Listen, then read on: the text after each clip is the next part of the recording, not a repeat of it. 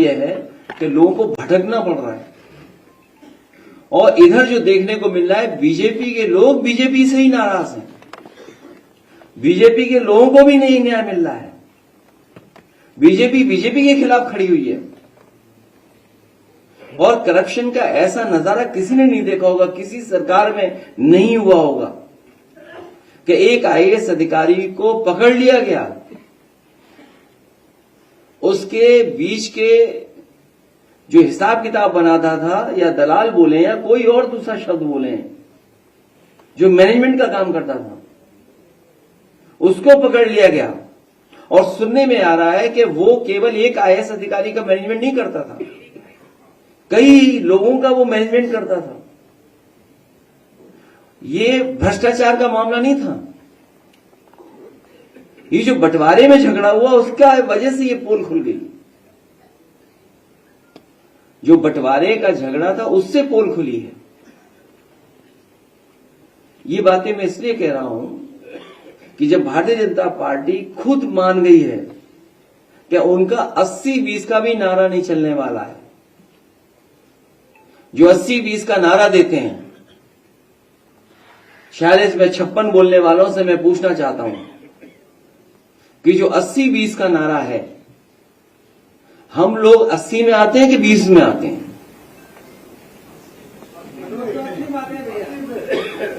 जो 46 में 56 का नारा देते थे, मैं उन्हीं से जानना चाहता हूं कि मैं 80 में आता हूं कि 20 में आता हूं? 80 में कि 20 में ये सरकार बताए, लेकिन सच्चाई तो ये है कि 80-20 का मामला नहीं है, ये 90-10 का मामला है। क्योंकि आधी आबादी इनसे इतनी पीड़ित है जिसकी आप कल्पना नहीं कर सकते। आधी आबादी को, पीडीए परिवार को जोड़ दें तो ये हिसाब किताब 90-10 का बनता है। जो लोग निवेश लाना चाहते थे वो विनाश ले आए, उन्हीं का अधिकारी पकड़ा गया। सुनने में तो आ रहा है कि मुख्यमंत्री आवास में ही सब छिपे हुए हैं भ्रष्टाचारी लोग, जो लोग न जाने कहां पाताल से ढूंढ लाते थे लोगों को, पाताल में ढूंढने चले जाते थे। वो मुख्यमंत्री आवास में नहीं ढूंढ पा रहे कि अधिकारी वहीं छिपा हुआ है। अभी तो वो भी नहीं ढूंढ पाए, उस अधिकारी को भी कोई नहीं ढूंढ पाया जिसने उत्तर प्रदेश का, सुनने में आया है, अखबारों की खबरों में आया कि उत्तर प्रदेश के अधिकारी के कई 100 करोड़ रुपया दूसरे स्टेट में पकड़े गए थे। इसलिए जो लोग कमजोर हो गए हैं, उनका अपना वोट खिसक गया, जनता जागरूक हो गई।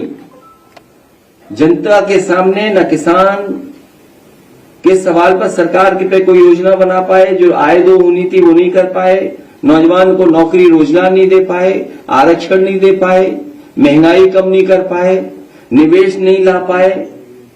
और अब तो टैरिफ वाला मामला आ गया। जो मित्र थे उन्होंने बोर्ड दिखा दिया कि हम कितना टैरिफ लेने जा रहे हैं, हम क्या परिवर्तन लाने चाहते हैं। जब अमेरिका जैसा देश अपनी अर्थव्यवस्था को बचाने के लिए दूसरे देशों पर पाबंदियां लगा रहा है, तो सरकार ये बताए जो 1 ट्रिलियन जाने कौन सी ट्रिलियन तक ले जाने के लिए हमारे आपकी अर्थव्यवस्था कहां खड़ी है। और अर्थव्यवस्था में भी झूठे आंकड़े, प्रति व्यक्ति आय उसकी केवल बताते हैं जो गरीब लोग राशन पा रहे हैं। जो राशन पा रहे हैं उनकी प्रति व्यक्ति आय क्या होगी, दिल्ली वाले ना बता पाए, यूपी वाले बता दें, क्योंकि यूपी वाले तो हर चीज तुरंत गिन लेते हैं। अभी तक हिंदू श्रद्धालु जिनकी जान चली गई उनको नहीं गिन पाए। जो आने जाने में श्रद्धालु जिनकी जान चली गई सड़कों पर, उनकी गिनती नहीं बता पाए। जो हजारों हिंदू श्रद्धालु खो गए, उनकी गिनती न उनको ढूंढ पा रहे हैं। और सुनने में आ रहा है परिवारों को मनाने के लिए काले धन में संतुष्ट किया जा रहा है, पैसे देकर संतुष्ट किया जाता है। ये गिनती इसलिए नहीं बताई जा रही क्योंकि इनको मुआवजा देना पड़ेगा।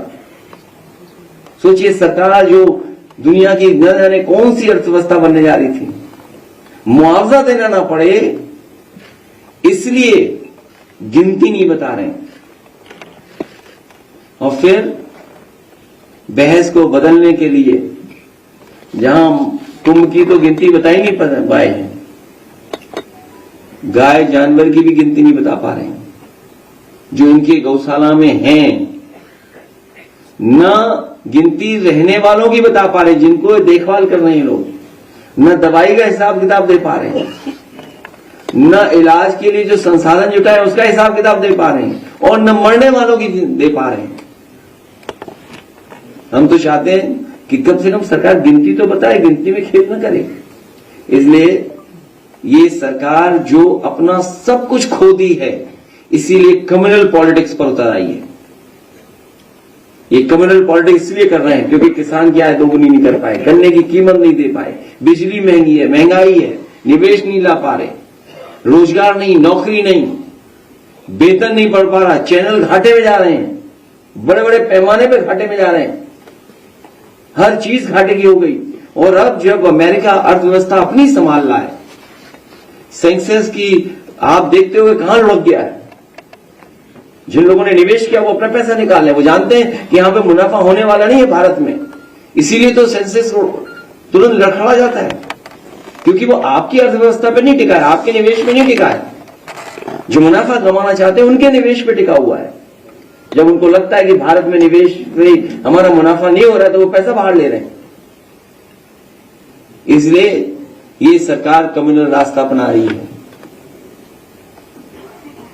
मुझे उम्मीद है जो कार्यक्रम समाजवादी पार्टी ने घोषित किया है, बाबा साहब अम्बेडकर जयंती के अवसर पर 8 अप्रैल से 14 अप्रैल हम सभी समाजवादी लोग और पीडीए परिवार के लोग मिलकर के इस कार्यक्रम को सफल बनाएंगे और घर घर जाकर के लोगों को जागरूक करेंगे, क्योंकि संविधान ही हमारी संजीवनी है और संविधान ही हमारी ढाल है। जब कभी भी हमारे सम्मान पर आंच आएगी, जब कभी भी हमारे जान को खतरा होगा, तो यही संविधान हमारी ढाल बनकर के हमारी मदद करेगा। के बाद इस्तीफों का दौर शुरू हो गया है, ये आरएलडी से कई नेताओं ने इस्तीफा दिया है और उधर बिहार में उनके इस्तीफे हो गए। मैंने अपने लोकसभा के भाषण में कहा था कि वक्फ के लिए जो कानून लेकर के आए हैं, ये भारतीय जनता पार्टी के लिए वाटरलू साबित होगी। अभी अखिलेश जी, आपके दलित सांसद के घर को जो है तोड़फोड़ की गई है और उस तोड़फोड़ में जो है इनका दिखाती है कि जब असलियत से बात करो, उनसे पार्लियामेंट में बात करते हैं सांसद लोग, तो बाहर आके वो तोड़फोड़ करते हैं और घर जलाने की कोशिश करते हैं, तमाम इस मुद्दों को भटकाने की कोशिश करते हैं। इस पे आता आज तुम नंबर 2 पे रह गए। ये बेहद सेंसिटिव इशू है, इसलिए सरकार से ये मैं यही कहूंगा कि जब राज्यसभा में रिकॉर्ड से वो बात हटा दी गई और कई मौकों पर मैंने कहा है, पार्टी की तरफ से भी इस बात को कहा गया है कि इतिहास को नहीं पलटना चाहिए।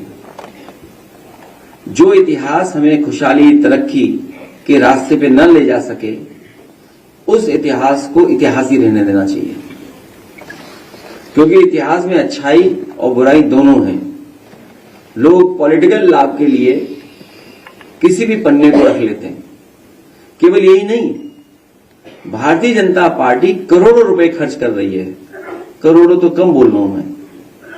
उनके बहुत सारे सीनियर लीडर्स जो यूपी के बाहर भी हैं, अन्य प्रदेशों में बैठे हैं, दिल्ली में भी हैं, गुड़गांव में भी हैं, उनके सेंटर्स हैं, वो करोड़ों रुपए खर्च करते हैं सोशल मीडिया पे बदनाम करने के लिए। इधर आपने देखा होगा, जब से वक्फ का बिल पास हुआ है और जो इतिहास को लेकर के चर्चा देश में छिड़ी है, बड़े पैमाने पर सोशल मीडिया से लेकर के और जगह पर बहुत सारा प्रचार किया जा रहा है, समाजवादियों के खिलाफ, कांग्रेस पार्टी के खिलाफ, इंडिया गठबंधन के खिलाफ। ये वही लोग हैं जो लोग घबराए हुए हैं पीडीए की ताकत से, ये पीडीए की ताकत, और जिस दिन हमारी सरकार में बैठे हुए लोग ये बता देंगे कि 80 में हम हैं कि 20 में हैं, तो हम उन्हें बता देंगे कि 90 किधर है, 10 किधर है। ये जी 2020 में सीबीआई जांच की सिफारिश की गई थी उत्तर प्रदेश सरकार की तरफ से, वक्त शिया सुन्नी वक्फ बोर्ड की सीबीआई जांच की। 5 साल हो चुके हैं, अभी तक कोई भी कार्रवाई सीबीआई की तरफ से नहीं की गई है, और कहा यह जा रहा था कि पिछले 10 साल के रिकॉर्ड में बेनामी जो संपत्तियां बेची गई वक्फ बोर्ड की तरफ से, उसकी जांच की जाए। आपका सवाल अपनी जगह है। बीजेपी यही चाहती है कि हम सब लोग मिलकर के जो बुनियादी सवाल है उस पर चर्चा न करें। आज मान लीजिए गेहूं की खरीद हो रही है पूरे उत्तर प्रदेश में, गेहूं की क्या सरकारी खरीद हो रही है? अगर आप जानकारी करेंगे जमीन पर, सरकार ने हाथ खड़े कर लिए हैं और सरकार ने लाइसेंस दे दिए हैं कि जितना चाहे प्राइवेट लोग खरीद लें गेहूं को या किसान की फसल, जबकि सरकार की जिम्मेदारी है। सरकार ये भी तर्क दे सकती है क्योंकि बाजार में अस्पताल आपके परिवार के लिए सुरक्षित और सर्वोत्तम स्वास्थ्य देखभाल केंद्र धनौरा रोड गजरौला जनपद अमरोहा। Mobile number 9997258708।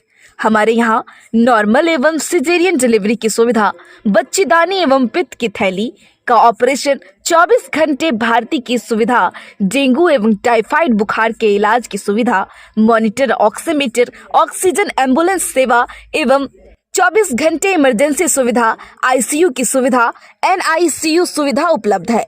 अर्श अस्पताल डॉक्टर फरियाद अली, पता है धनौरा रोड गजरौला। आपके गजरौला के यकबगड़ी में किफायती दामों पर boundary wall, parking bench, finishing Paul व किसी भी प्लॉट या खेत की बाउंड्री के सामान के लिए संपर्क करें। मोबाइल नंबर है 8468887097 और दूसरा है 9005582022। पता है Indian RCC boundary wall, national highway 9, gurdwara के पास, यकबगड़ी, पोस्ट गजरौला, जनपद अमरोहा।